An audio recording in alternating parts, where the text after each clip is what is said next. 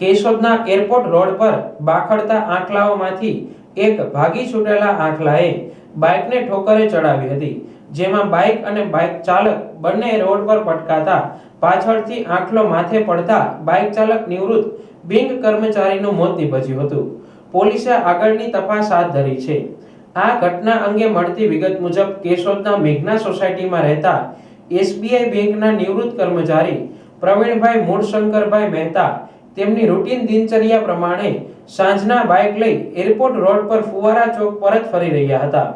ત્યારે હનુમાન મંદિર નજીક પહોંચતા બે આંખલાઓ બાકડી રહ્યા હતા.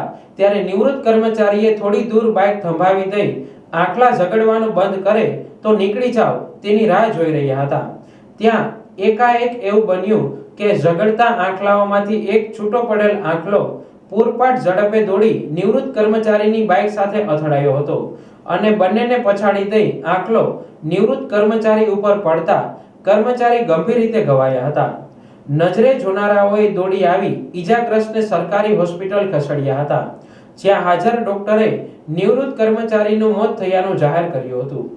આ ઘટનાની જાણ મરણ જનારના મહારાષ્ટ્ર પૂનામાં રહેતા પુત્ર દેવાંગને કરવામાં આવતા તે હવાઈ માર્ગે અમદાવાદ પહોંચી તેમના પરિવાર સાથે કેશોદ આવી પહોંચ્યો હતો. જ્યારે ખ્યાલ આવ્યો કે પ્રવીણભાઈનું મોત નીપજ્યું છે, ત્યારે પરિવાર પર આભ ફાટી પડ્યું હતું. પોલીસે મૃતદેહની પોસ્ટમોર્ટમ સહિતની કાર્યવાહી હાથ ધરી હતી.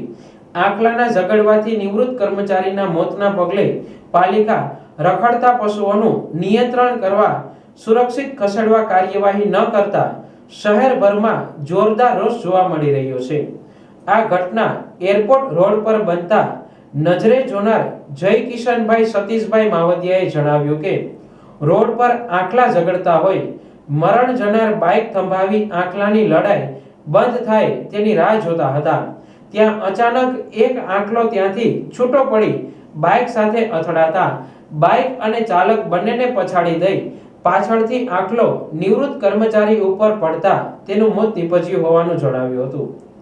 કેશોદમાં રખડતો આંખલો નિવૃત્ત બેંક કર્મચારી ઉપર પડતા કર્મચારીના મોત અંગે શોક વ્યક્ત કરી સામાજિક કાર્યકર ભરતભાઈ લાડાણીએ હાઈકોર્ટના આદેશ પ્રમાણે શહેરી વિસ્તારમાં રખડતા પશુઓનું નિયંત્રણ કરવા પાલિકાની જવાબદારી હોય, તેથી પાલિકા સાથે પત્ર વ્યવહારમાં રખડતા પશુનું નિયંત્રણ કરવાનું કહેતા પાલિકાએ દેખાડો કરવા 2 થી 5 દિવસ ગાય અને આંખલા પકડવાનું શરૂ કર્યું હતું.